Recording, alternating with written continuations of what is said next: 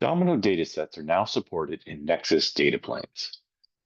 Domino provides multiple ways of accessing data externally, as well as storing and accessing data within the platform, such as datasets.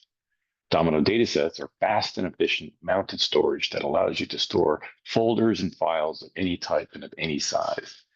Datasets support snapshots, which are read-only immutable copies of your data, which is powerful for the reproducibility of work. Datasets can be shared with other users and projects, and the permissions are separate from the project permissions.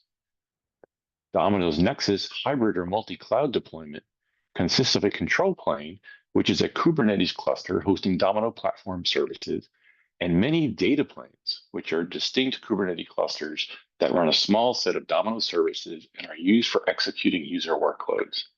The control plane comes with a local data plane, and the Nexus architecture allows you to deploy one or more remote data planes.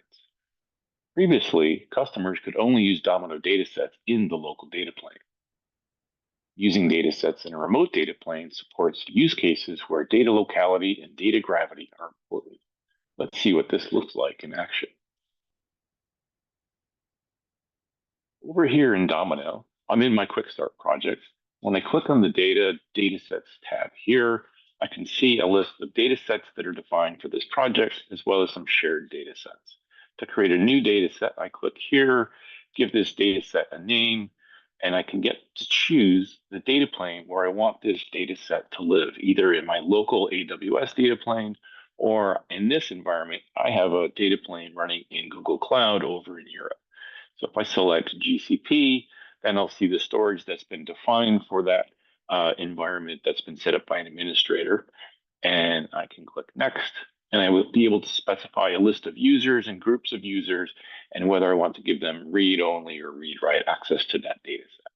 I'm going to hit cancel here. You can see I've got one data set that's defined in my Google Cloud over in Europe, and I've got a couple of data sets that are in my local AWS environment.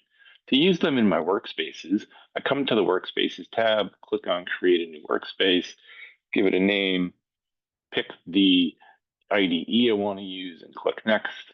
And again, I'll be able to choose the data plane where I want this workspace to execute. When it's set to local, I will only have access to the data sets that have been defined to that local data plane. If I switch it to my remote GCP data plane and choose my hardware tier, I'll only see the data sets that are available to that GCP data plane, and I can click Launch. You can see I've already got these up and running, and when I click on my AWS workspace that's running here, I can see I only have access to the AWS data sets defined to that data plane. And in my GCP workspace, I only see the data sets that are defined to that GCP. If I want to run a job to do similar work, run it in the background, I come to the Jobs tab and I click the Run button, give my job a name. Let's say I want to run my main.py script. And again, I get to choose the data plane where I want this job to execute. If I have it set to local, I only see the data sets that are defined to the local data plane. And if I switch it over to GCP and choose my hardware tier, I will see the data sets that are defined for that GCP data plane, and I can click Start, and that job will start executing in that remote data plane, and we'll have access to the data sets that are defined to that remote Nexus data plane. That concludes my demo. Thanks so much for watching.